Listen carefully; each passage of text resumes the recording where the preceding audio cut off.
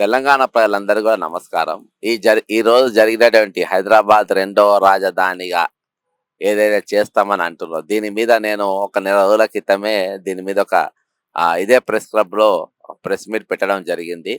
మరి ముఖ్యంగా ఏందనంటే, చంద్రబాబు నాయుడు హైదరాబాద్ మీద ఆయన పట్టు నిలుపుకోవడానికి. అంటే హైదరాబాద్ తెల్లారి లేస్తే నేనే డెవలప్ చేసినా, నేనే బిర్యానీ వండుడు నేర్పించినా, నేనే దీన్ని డెవలప్ చేసినా అని చెప్పుకునే చంద్రబాబు నాయుడు ఈరోజు ఆయన అక్కడ ఆయన శిష్యుడు, ఇక్కడ ముఖ్యమంత్రి కూడా ఆయన ముఖ్యమంత్రి ఉన్నారు. ఆయన సపోర్ట్ తోని ఈరోజు కేంద్ర ప్రభుత్వం అధికారంలో ఉంది కాబట్టి దీన్ని అడ్డం పెట్టుకొని హైదరాబాద్ ని పగ తీర్చుకోవాలని, హైదరాబాద్ ఏ విధంగా అయినా తన హస్తగతం చేసుకోవాలన్న దురుద్దేశంతో ఈరోజు చంద్రబాబు నాయుడు గారు మరి దీన్ని యూనియన్ టెరిటరీ చేయడానికి ఏ విధంగా అయితే పన్నాగాలు పన్నుతుండో, ఆ పన్నాగ భాగంగా ఈరోజు వక్తలందరూ కూడా తమ అభిప్రాయాన్ని పూర్తి స్థాయిలో వ్యక్తపరచడం జరిగింది. ముఖ్యంగా ప్రొఫెసర్ వినాయక రెడ్డి గారు, అంతేకాకుండా జస్టిస్ చంద్రకుమార్ గారు, మరి వీరు సిపిఐ నాయకులు, సిపిఎం నాయకులు, పాషం యాదగిరి గారు, వీళ్ళందరూ కూడా మరి వారి అభిప్రాయాన్ని చాలా స్పష్టంగా చెప్పిండ్రు. దీనివల్ల జరగబోయే ప్రమాదాలు, పర్యావరణ పైన దాడి జరుగుతుంది, సాంస్కృతికమైన దాడి జరుగుతుంది. అంతేకాకుండా ఈరోజు మనమే మన బతకడమే ఒక ప్రశ్నార్థకంగా మారిపోయే ప్రమాదం ఉంది కాబట్టి దీని మీద ఒక ఉద్యమం ఖచ్చితంగా చేపట్టాల్సిన అవసరం ఉంది. ఈరోజు బీజేపీ, కాంగ్రెస్, బీఆర్ఎస్ మూడు పార్టీలు ఒక సిండికేట్ గా మారి ఈరోజు జరుగుతున్నటువంటి ప్రయత్నాల పైన ఎక్కడ కూడా వాళ్ళు నోరు మెదవకుండా మౌనంగా ఉంటూ ఈరోజు మోడీకి, చంద్రబాబు నాయుడుకు బానిసల లెక్క వాళ్ళు మారిపోయినది చాలా స్పష్టంగా కనబడుతుంది.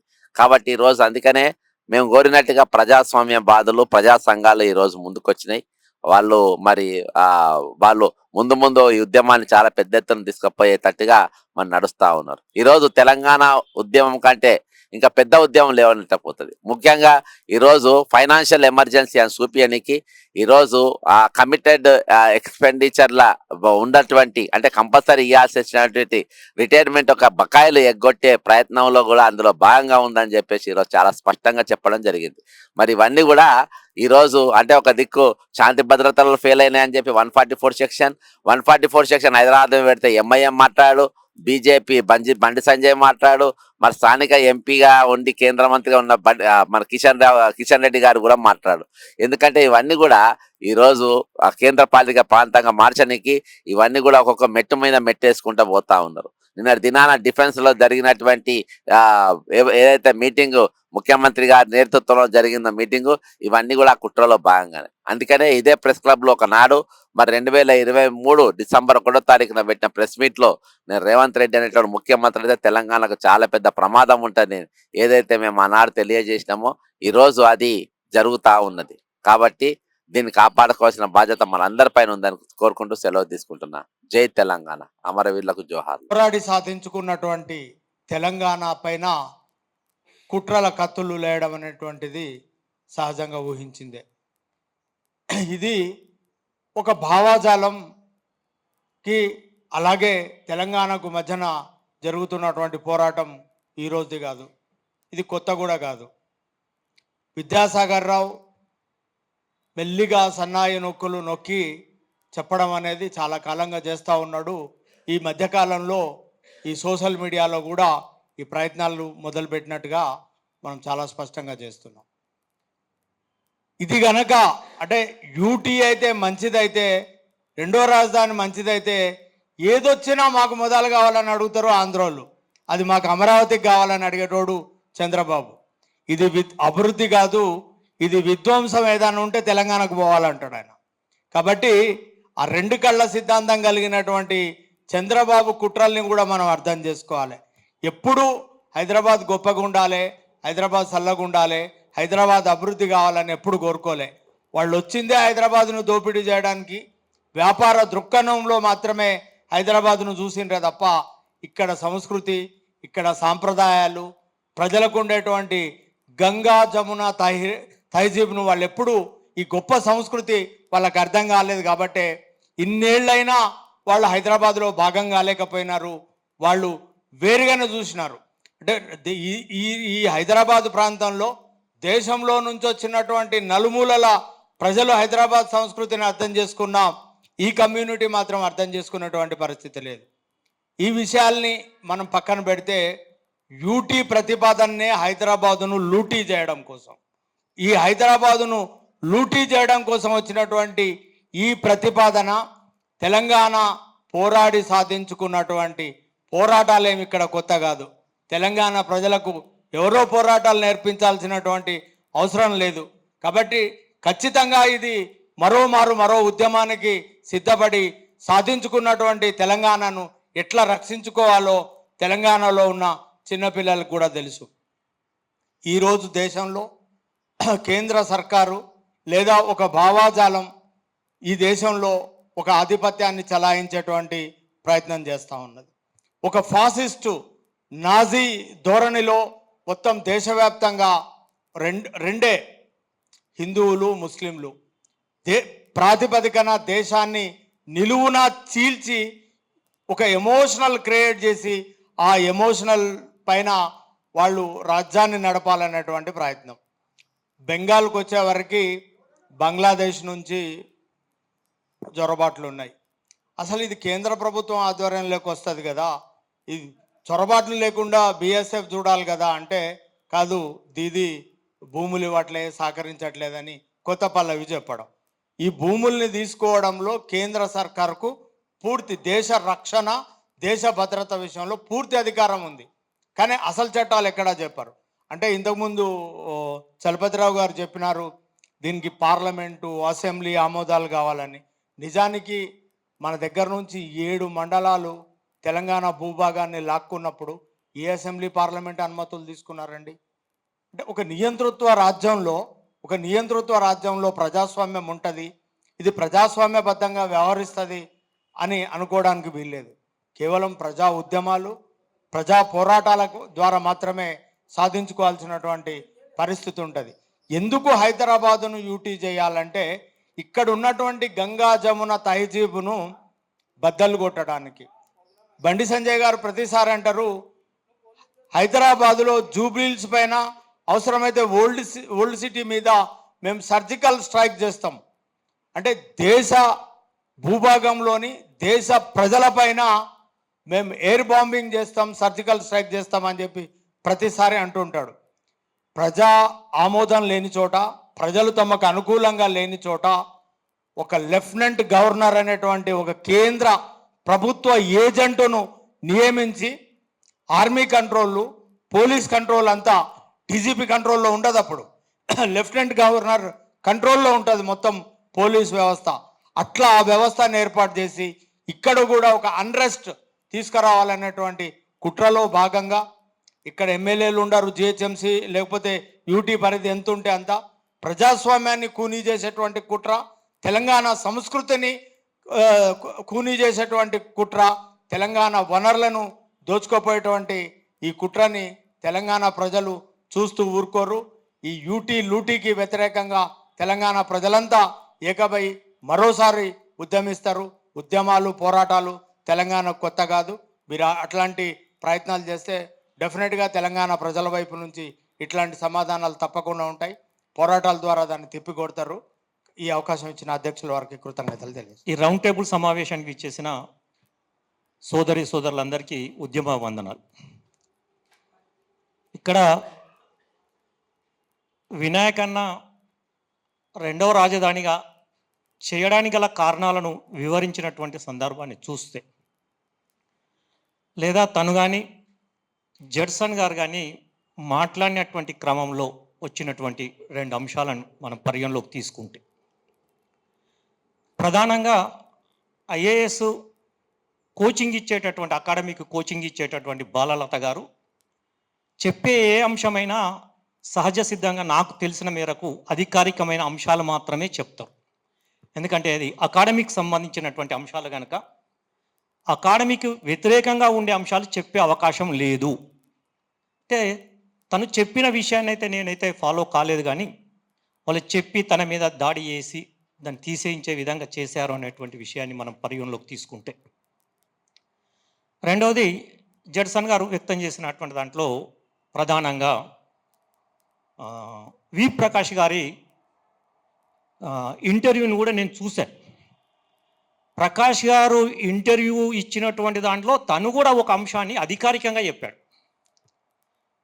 సెంట్రల్ కమిటీ వేసినటువంటి కమిటీలో ఉన్నటువంటి ఒక తనకు దగ్గరి మిత్రుడు ఇట్లా జరుగుతుంది అనేటువంటి విషయాన్ని నాకు చెప్పాడు అనేటువంటి విషయాన్ని చెప్పాడు. అంటే ఈ రెండు అంశాల ఆధారంగా మనం గమనిస్తే కేంద్ర ప్రభుత్వం ఈ చర్యను పూనుకుంటుంది అనే దానికి బలోపేతం చేసే విధంగా సిహెచ్ విద్యాసాగర్ రావు గారు మాట్లాడిన మాటలు దోహదం చేసే విధంగా ఉన్నాయి. కనుక ఇవాళ హైదరాబాద్ చుట్టూ జరుగుతున్నటువంటి డెవలప్మెంట్కి సంబంధించి వాస్తవానికి తెలంగాణ ఉద్యమ కాలంలో ఇక్కడ ఉన్న వాళ్ళు చాలామంది వివిధ రంగాలలో పనిచేసి ఉద్యమాన్ని విస్తృతం చేసినటువంటి క్రమంలో అభివృద్ధి అనేది ఒక సెంటర్గా జరగకూడదు అని ఒక పెద్ద నినాదంగా ఉన్నటువంటిది నాకు తెలిసి అయితే. కానీ ఇప్పుడు ఒక సెంటర్గానే అభివృద్ధి జరుగుతున్నటువంటి క్రమంలో మనం అంటే మన వ్యతిరేకతను కొంత వ్యక్తం చేసినా అది చాలా బలహీనంగా ఉన్నది అనేది నాకున్నటువంటి అభిప్రాయం. కనుక మొదటగా ఇక్కడ జరిగేటటువంటి అభివృద్ధికి సంబంధించిన విషయాలను తెలంగాణ రాష్ట్ర వ్యాప్తంగా అభివృద్ధి జరిగే విధంగా చేయాలి అనేటువంటిది కూడా ఎజెండా పైన రావాల్సింది ఉంది అనేది నేను అయితే భావిస్తున్న అంశం. దాంతోపాటుగా ఇంతకుముందు మిత్రులు కూడా వ్యక్తం చేసినటువంటి దాంట్లో 6 మధ్యలో ఉన్నటువంటి భూభాగానికి సంబంధించినటువంటిదంతా కూడా ఇవాళ మున్సిపల్ కార్పొరేషన్లకు అటాచ్గా అయ్యే విధంగా చేస్తున్నారు అని అంటే క్రమంగా ప్రజాస్వామ్యంలో వికేంద్రీకరణ జరుగుతూ ఉండాల్సినటువంటి క్రమంలో అన్ని అంశాలలో కేంద్రీకరణ జరుగుతూ ఉంది. ఆ గ్రామాలలో ఉన్నటువంటి ప్రజలు కానీ ఆ మధ్యలో ఉన్నటువంటి ప్రజలంతా కూడా వాస్తవానికి వ్యతిరేకించి నిలబడాల్సినటువంటి అవసరం ఉంది. కానీ ఇవాళ ఆ విషయాలను పట్టించుకునేటటువంటి ప్రజా సంఘాలు కావచ్చు లేదా ప్రజలు కానీ పెద్దగా పట్టించుకున్నట్టుగా కనబడతలేదు.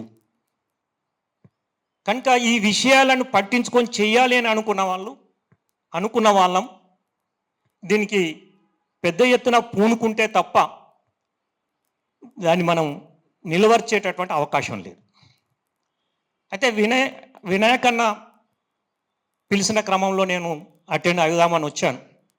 అయితే వినాయకన్న మీద నాకు ఒక చిన్నపాటి ఒక పాజిటివ్ అంశం ఉంది.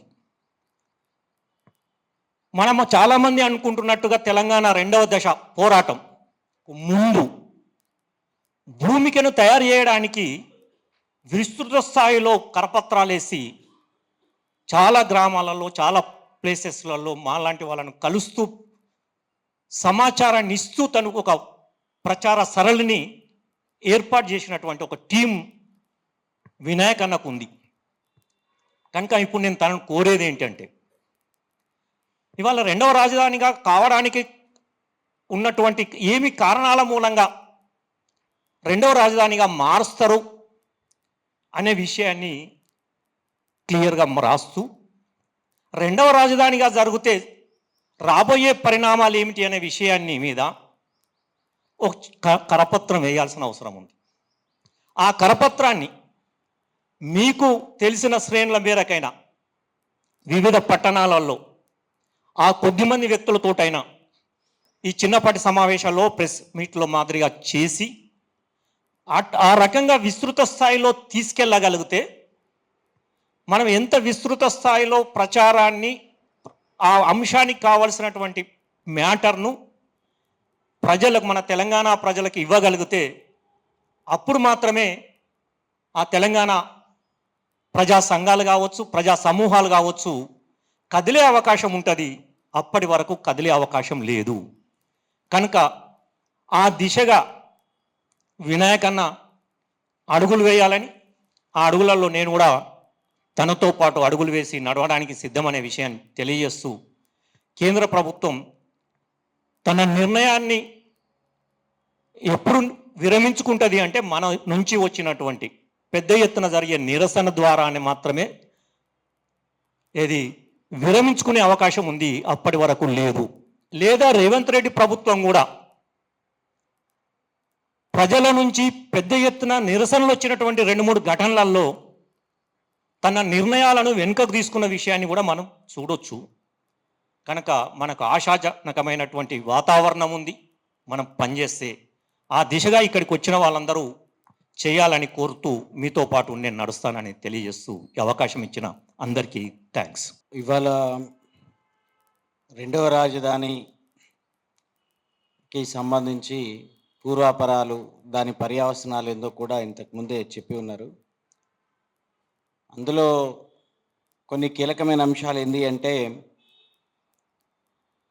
ఒక విద్యాసాగర్ రావే కాదు, మొన్నటికి మొన్న ముఖ్యమంత్రి మాట్లాడుతూ పెట్టుబడుల సదస్సులో రెండో రాజధానికి సరిపోయేంత అవస్థాపన సౌకర్యాల కల్పన ఉంటుంది, పెట్టుబడులు ఆహ్వానిస్తున్నామని ముఖ్యమంత్రి గారు కూడా ప్రకటించాడు. కాదనకుండానే వీళ్ళు అటువైపు వెళ్తూ ఉన్నారు. కేవలం వీళ్ళిద్దరే కాకుండా విద్యాసాగర్ రావు లాంటి వ్యక్తి, రేవంత్ రెడ్డి లాంటి వ్యక్తులే కాకుండా మన దళిత ఉద్యమ నాయకత్వంలో కొనసాగుతున్న చాలామంది రెండో రాజధాని చేయాలని తిరుగుతున్న సందర్భాలు కూడా ఉన్నాయి. ఇది చానాళ్ళుగా దీన్ని ముందు పెట్టుకొని వచ్చిండ్రు. వాళ్ళు అందరికంటే ముందు విద్యాసాగర్ రావు గారి కంటే ముందు నుంచి ఈ ప్రయత్నం కొనసాగింది. మళ్ళీ న్యాయ రంగంలో పనిచేసిన ప్రొఫెసర్లే దానికి నేతృత్వం వహిస్తున్న సందర్భాలు కూడా కనపడ్డాయి. ఇటు వీటితో పాటు ఇక మిగతా వాళ్ళంతా అరాచక గుంపుకు కూడా ఇది ఒక నినాదంగా మారిపోయిన సందర్భం కూడా ఉంది. ప్రతి ఒక్కరు దేశభక్తి చాటున ఎట్లా దాచుకుంటారో, చేయాల్సినటువంటి ఘనకార్యాలు చేసి దేశభక్తి వెనుక ఎట్లయితే దాచుకుంటారో అట్లనే వాళ్ళ ఈ మాటలు చెప్పి అంబేద్కర్ వెనకాల దాచుకుంటున్నారు. అంబేద్కర్ గారు చెప్పిన సందర్భంలోని ట్రూ సెన్స్, ఇప్పుడు ఆ ట్రూ సెన్స్కు పరిగణలోకి తీసుకోవాల్సినటువంటి అవసరం అయితే ఉన్నది.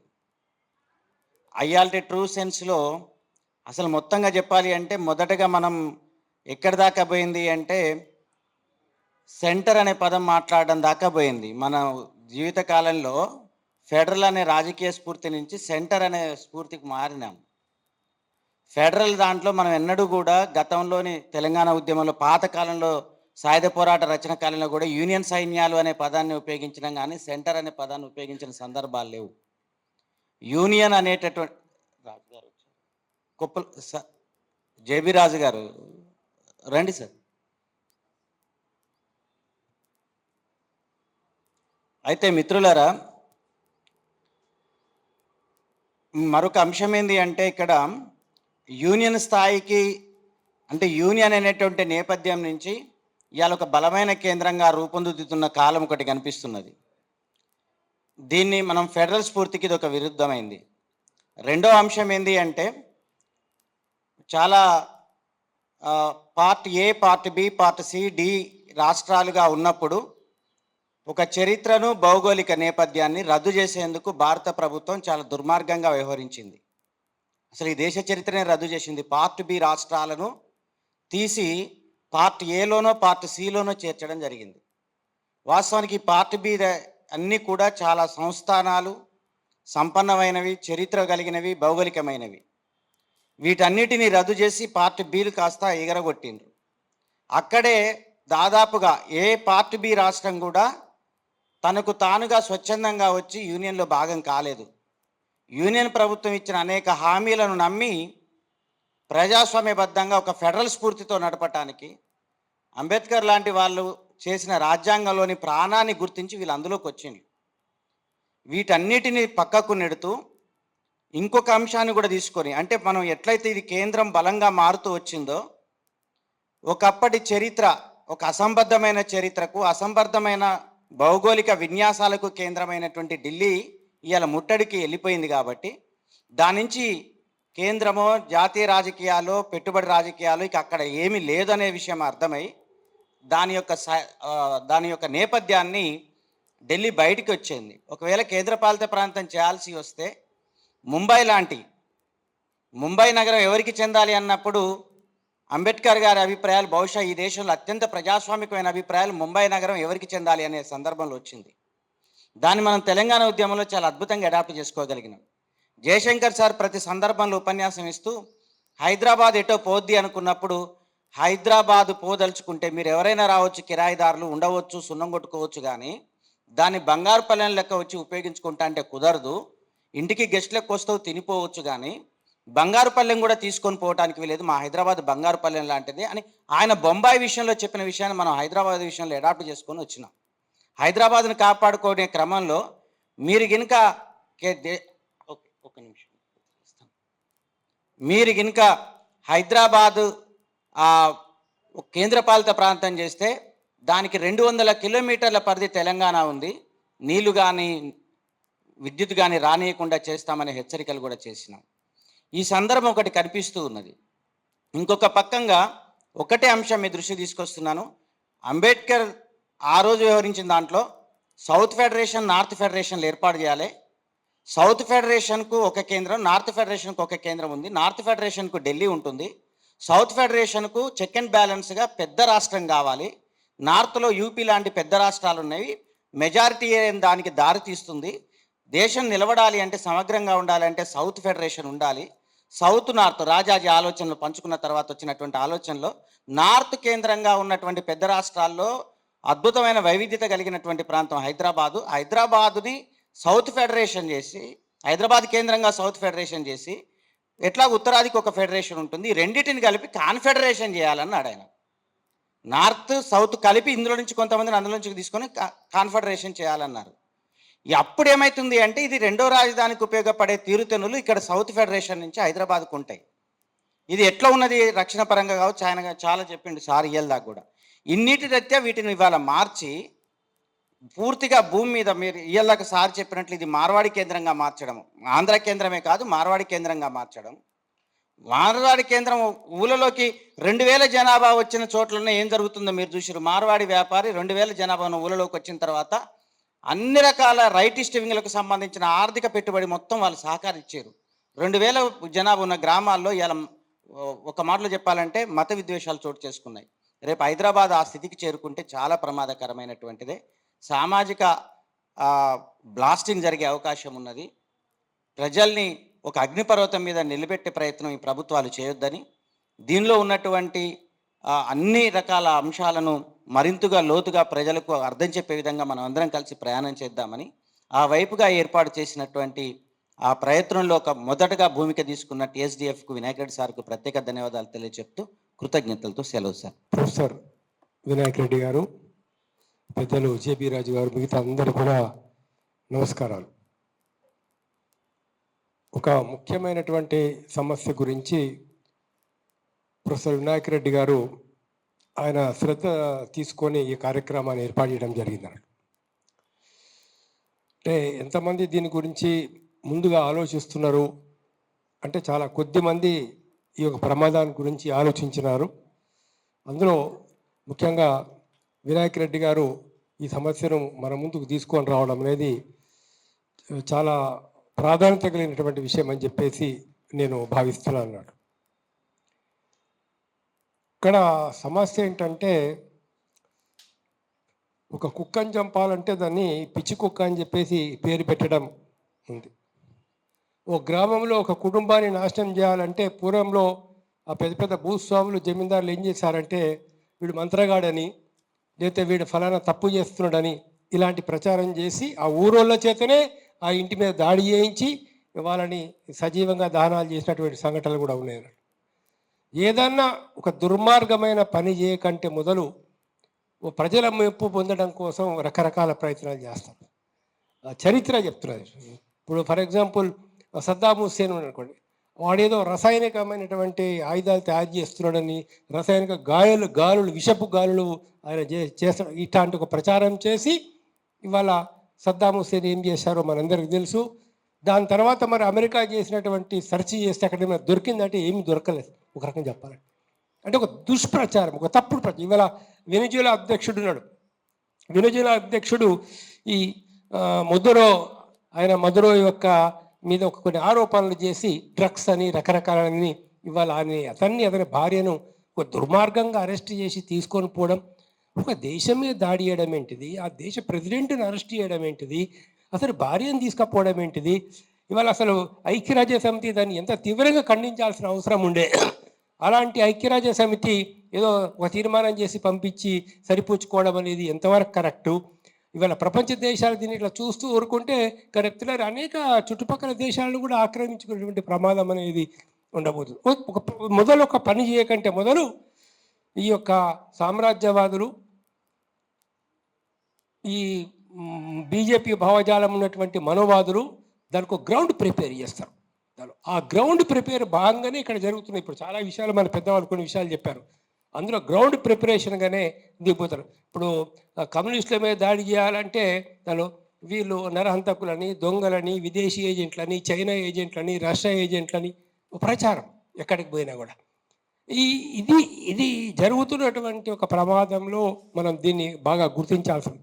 ఇవాళ ఇరాన్ మీద అటాక్ చేయాలని అంటే మరి అక్కడ అంతర్గత కల్లోలాలను, అంతర్గతంగా ఇంట్రెస్ట్ను ఒక కారణంగా చూపించి జరగబోతున్నటువంటి ఒక కుట్రలో భాగంగా అంటే దాన్ని జస్టిఫై చేసుకోవడం, అందులో జస్టిఫై చేసుకోవడానికి ఉన్నటువంటి ఒక కారణాలు. దీన్ని మనం చాలా దృష్టిలో పెట్టుకోవాలి. ఇవాళ హైదరాబాద్ చుట్టుపక్కల ఇప్పుడు ఏం జరుగుతున్న పరిస్థితి, 100 ఎకరాలు 1000 ఎకరాల భూముల్ని ఇంతకుముందు ఫార్మాసిటీల కోసం కేసీఆర్ తీసుకున్నప్పుడు మన రేవంత్ రెడ్డి గారు మిగతా వాళ్ళ గ్రామాలకు వెళ్ళి ఏమని చెప్పారు? మేము దీన్ని నోటిఫికేషన్ క్యాన్సిల్ చేస్తాం, మేము మీ భూములు మీకు ఇస్తాము, ఈ రసాయనిక మందుల ఫ్యాక్టరీల కోసం, ఫార్మాసిటీల కోసం మేము భూములు అక్వైర్ చేసుకోము అని చెప్పారు.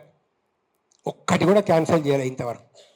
పైపెచ్చు ఇప్పుడు చుట్టూ కాంపౌండ్స్ పెట్టేసి రైతుల్ని ఆ భూములలోకి పోనివ్వకుండా చేస్తున్నటువంటి పరిస్థితి మొత్తం ఇబ్రహీంపట్నం ఏరియాలో, చాలా ఏరియాల లోపల.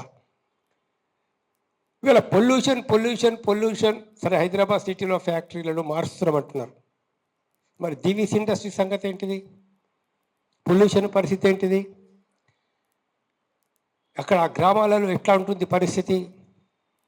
కాబట్టి ఈ హైదరాబాదును మనం కాపాడుకోవాలన్నా దీని వెనకాల జరుగుతున్నటువంటి ఒక ప్రమాదాన్ని మనం అర్థం చేసుకోవాలి.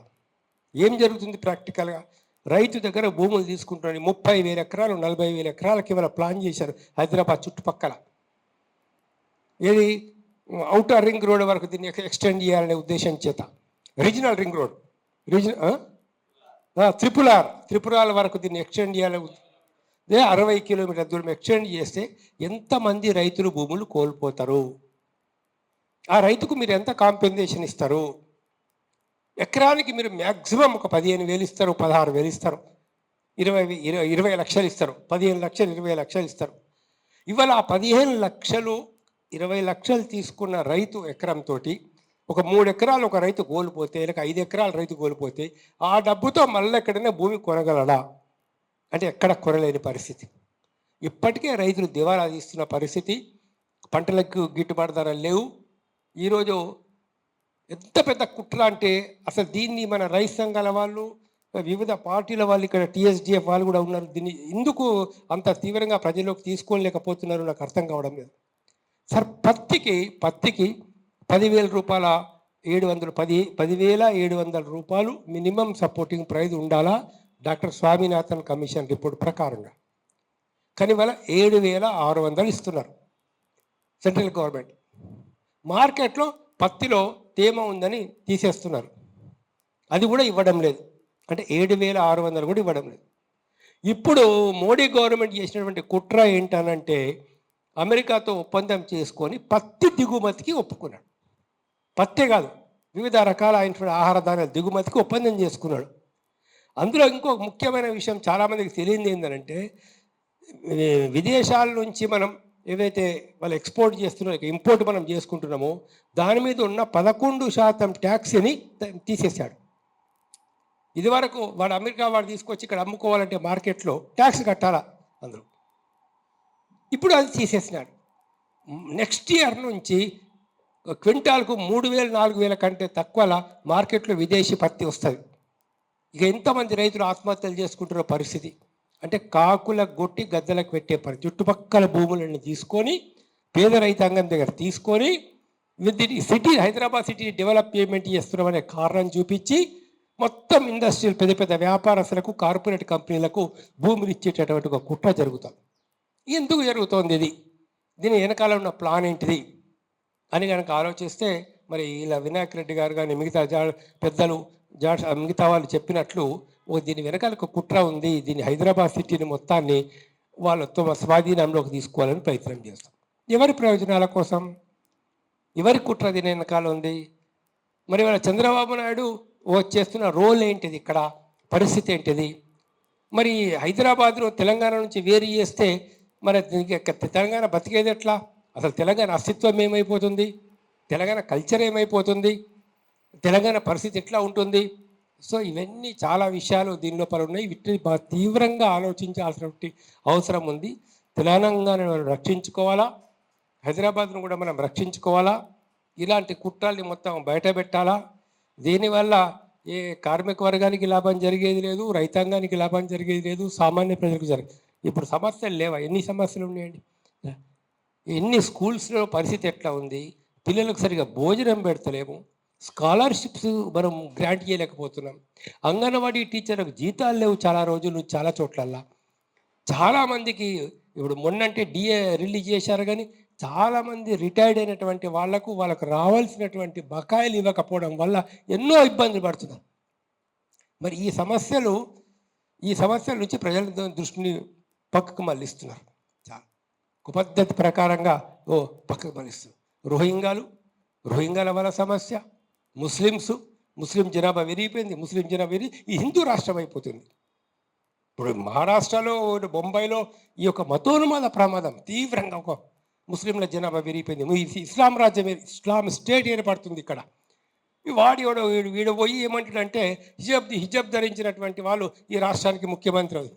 ఎందుకు ఆ స్టేట్మెంట్ ఇస్తున్నారు అంటే రెచ్చగొట్టడం, పొలరైజ్ చేయడం, హిందూ ముస్లింల మధ్య పొలరైజేషన్ కోసం ఇటు ఎంఐఎం వాళ్ళు కానీ అటు బీజేపీ వాళ్ళు కానీ కుట్రపూరితంగా చేసినటువంటి ప్రయత్నాల వల్ల హిందూ మతం అంతా మొత్తం రెచ్చిపోయి ఇప్పుడు వాస్తవంగా నేను అక్కడ ఒక బుక్ రాసిన, బుక్లో చాలా వివరాలు కొన్ని ఇచ్చిన. అసలు 1960 నుంచి ఇంతవరకు హిందువుల జనాభా ఎంత పెరిగింది, ముస్లింల జనాభా ఎంత పెరిగింది? వాస్తవంగా ముస్లింల జనాభా ఏదన్నా డిస్ప్రపోర్షనేట్గా పెరిగిందా? ఇంకొక ప్రమాదం, పాకిస్తాన్లో హిందువులను చంపుతున్నారు, పాకిస్తాన్లో హిందువుల జనాభా తగ్గిపోతుంది. ఆ లెక్కలు కూడా ఇచ్చాను ఈ పుస్తకం లోపల. 1960 నుంచి పాకిస్తాన్ల జనాభా హిందువులది ఎంత పెరిగింది, ముస్లింలది ఎంత పెరిగింది, సిక్కులది ఎంత పెరిగింది. ఎంత దుష్ప్రచారం అంటే, ఎంత తప్పుడు ప్రచారం అంటే, ఆ తప్పుడు ప్రచారానికి చదువుకున్న వాళ్ళు, ప్రొఫెసర్స్ లాంటి వాళ్ళు కూడా ఇవాళ గురైపోతున్న పరిస్థితి. బాగా చదువుకున్నటువంటి వాళ్ళు, విద్యార్థులు, యువకులు, దేశాన్ని మోడీ రక్షిస్తాడు దేశాన్ని. దేశ రక్షకులు ఎవరు అంటే మోడీ ఒక ఫాల్స్ ప్రపగండా. ఎవడైతే మొత్తం అదానికి అంబానికి ఇలా విదేశాల ఇజ్జత్ పోతున్నది. ఒకరి అంటే దేశ ప్రధానమంత్రి పోయి ఒక కార్పొరేట్ కంపెనీ యజమానికి మీరు కాంట్రాక్ట్లు ఇవ్వండి అని చెప్పారు అంటే మరి ఎంత అది ఎటువంటి ప్రమాదం పరిస్థితి ఉందో మనం ఆలోచించుకోవాల్సిన పరిస్థితి. కాబట్టి వీళ్ళు ఏదైతే హైదరాబాద్ గురించి వాళ్ళు చెప్తున్నారో దీన్ని చాలా సమాజం కొద్దిగా తీవ్రంగా దీన్ని తీసుకోవాల్సిన అవసరం ఉంది. కేంద్ర ప్రభుత్వానికి అంటే ఆర్టికల్ 2 అండ్ ఆర్టికల్ 3 ఆఫ్ రాజ్యాంగం ప్రకారంగా వాళ్ళు టెరిటోరియల్ని మార్చే అధికారం ఉన్నది, యూనియన్ టెరిటరీగా కూడా డిక్లేర్ చేసుకునే అధికారం ఉన్నది. అయితే రాష్ట్ర శాసనసభ ఒపీనియన్ తీసుకోవాలా వాళ్ళు, మరి తీసుకుంటారా తీసుకోరా. కానీ ఒకటి మట్టుకు వాస్తవం ఏంటంటే, ఒక్కసారి యూనియన్ టెరిటరీగా అయిన తర్వాత తెలంగాణకు స్వతంత్రమేమి ఉండదు. ఇక్కడ రాష్ట్రపతి పాలన ఇండైరెక్ట్గా ఉంటుంది. రాష్ట్రపతి లెఫ్టినెంట్ గవర్నర్ను నియమిస్తాడు. అతని చేతి కిందనే మొత్తం పోలీస్ డిపార్ట్మెంటు ఉంటుంది. లా అండ్ ఆర్డర్ మొత్తం వాళ్ళ చేతి లోపల ఉంటుంది. ఈవెన్ అసెంబ్లీ కొన్ని చట్టాలు చేసిన తర్వాత కూడా ఆ లెఫ్టినెంట్ గవర్నర్ యొక్క ఇష్టాల మీదనే ఆధారపడి ఉంటుంది అవి ఇంప్లిమెంటేషన్ చేయడం చేయకపోవడము. మన అస్తిత్వం కోల్పోతాం, మన స్వతంత్రం కోల్పోతాం. తెలంగాణ, హైదరాబాద్ ప్రజలు తమ స్వతంత్రతను కోల్పోతారు. ముఖ్యంగా తెలంగాణ ప్రజలు ఆర్థికంగా ఎన్నో వేల కోట్లు, లక్షల కోట్ల రూపాయలు నష్టపోతారు ఇక్కడ. కాబట్టి దీన్ని చాలా సీరియస్గా ఆలోచించి మనం మిగతా అన్ని పొలిటికల్ పార్టీలు కూడా, ఈవెన్ కాంగ్రెస్ వాళ్ళు కూడా స్పష్టంగా వాళ్ళ అభిప్రాయం ఏంటిదో వాళ్ళు తెలియజేస్తే బాగుంటుంది. ఈ సందర్భంగా అందరూ కలిసి మన హైదరాబాద్ను కాపాడుకోవడానికి కృషి చేయాలని చెప్పి చెప్తూ నాకు ఈ అవకాశం ఇచ్చినందుకు ధన్యవాదాలు. పాలకుల మాటల్ని బట్టే మనము వాటి దిశని నిర్ణయించుకోవచ్చు. ఎక్కువ అభివృద్ధి గురించి, ఎక్కువ సంక్షేమం గురించి మాట్లాడుతున్నారంటే దానికి భిన్నమైనటువంటి మార్గంలోనే వాళ్ళు వెళ్ళదలుచుకున్నారని మనం అర్థం చేసుకోవచ్చు. అభివృద్ధి అనేటువంటి ఒక మాట వాస్తవానికి గత 6-7 దశాబ్దాల ఆచరణలో అది విధ్వంసానికి, వినాశనానికే కారణమవుతున్నది. నిజానికి డాక్టర్ బాబాసాహెబ్ అంబేద్కర్ సౌత్ ఇండియాలో, దక్షిణ భారతదేశంలో హైదరాబాద్ను 2వ రాజధానిగా చేయాలనేటువంటి మాటను చెప్పిన సందర్భానికి ఇవాళ ఒక 50 సంవత్సరాల తర్వాత మనం మాట్లాడుకోవడం అనేటువంటిది అర్థం లేనటువంటి విషయం.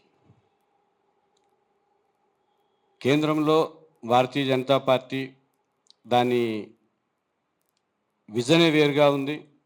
భారత రాజ్యాంగాన్ని లేదా ఆ రాజ్యాంగంలో ఉండేటువంటి విలువలు కావచ్చు, ఆ రాజ్యాంగం కల్పించినటువంటి హక్కులు కావచ్చు, వాటన్నిటినీ కూడా బేదఖలు చేస్తున్నటువంటి ఒక దుర్మార్గమైనటువంటి స్థితిలో, అన్నిటికి మించి భారత రాజ్యాంగంలో ఉండేటువంటి ఒక బహుళత్వం, ఒక డైవర్సిటీ, ఒక వైవిధ్యం, వీటన్నిటిని కూడా సమూలంగా నాశనం చేసి భిన్న జాతులు, భిన్న కులాలు, భిన్న మతాలు, భిన్న తెగలు, భిన్న ఆచార వ్యవహారాలు కలిగినటువంటి ప్రజలందరినీ కూడా నేను ఒకే దగ్గరికి తీసుకొస్తాను, ఒకే మతంగా మారుస్తాను, ఒకే భాషగా మారుస్తాను.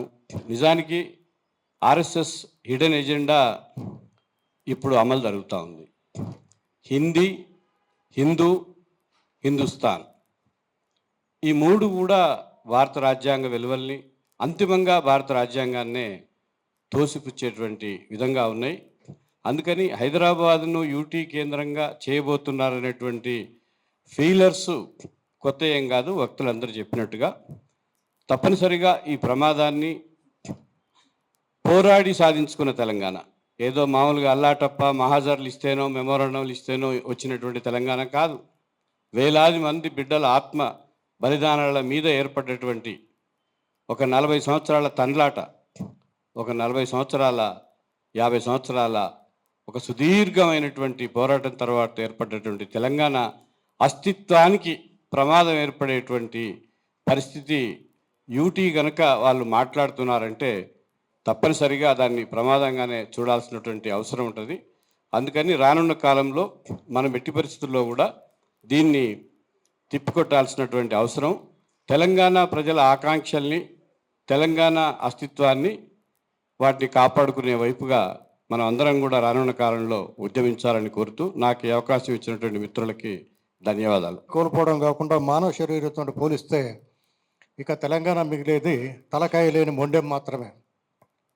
అందువల్ల ఇంతకుముందు కొండలరెడ్డి గారు చెప్పినట్టు ఇంకా మేము కొన్ని ఇతరులతో చర్చించి తను అన్నట్లుగా కొంత లిటరేచర్ని తయారు చేసి జిల్లాల వారీగా ఇంతకు ముందు పరిచయస్తులు కానివ్వండి, ఇప్పుడు ఇక్కడ పాల్గొన్న ఆర్గనైజేషన్స్ కానివ్వండి, వీటన్నిటి కూడా పరిగణలోకి తీసుకొని అందరితోటి చర్చించిన తర్వాత దాన్ని ప్రింట్ రూపంలో తీసుకురావడానికి ప్రయత్నం చేస్తాం.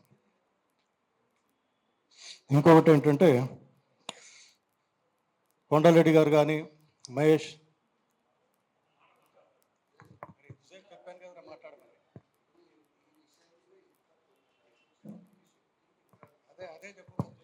అదే చెప్పబోతున్నాం. ఇప్పుడు ఇక్కడ వచ్చిన వాళ్ళు అందరూ కూడా ఇప్పుడు తెలంగాణ విద్యావంతుల వేదిక కానీ, కొండలన్న కానీ, మన పాశం యాదగిరి, ఇటువంటి వాళ్ళందరికీ కూడా వివిధ ప్రజా సంఘాలతోటి సంబంధాలు ఉన్నాయి కాబట్టి అందరి ప్రజా సంఘాలన్నీ దీన్ని తోటి చర్చించి మరొకసారి పెద్ద ఎత్తున సమావేశం ఏర్పాటు చేయడానికి ప్రయత్నం చేస్తాం. ఆ ప్రయత్నంలో భాగంగా మీరు అందరూ కూడా బాధ్యత తీసుకొని ఇతర ప్రజా సంఘాలని, రాజకీయ పార్టీలను అయితే ఇప్పుడే మనం నమ్మే పరిస్థితి లేదు. ఎందుకంటే కాంగ్రెస్ కానీ, బీజేపీ కానీ, బీఆర్ఎస్ కానీ మూడు యొక్క వాళ్ళ ఉద్దేశాలు కానివ్వండి, లేకపోతే వాళ్ళ విధానాలు ఒకటే రకంగా ఉన్నాయి కాబట్టి మనం సాధ్యమైనంత వరకు వామపక్షాలు, ప్రజాతంత్రవాదులు, ప్రజాస్వామికవాదాలని ఆధారంగా చేసుకొని ఉద్యమాన్ని నిర్మిస్తే మాత్రమే ఇది కొనసాగడానికి, బీజేపీని నిరోధించడానికి అవకాశం ఏర్పడుతుంది. కాబట్టి వచ్చిన అందరి మిత్రులందరికీ ధన్యవాదాలు చెప్తూ ఈ సమావేశాన్ని ముగిస్తున్నాం.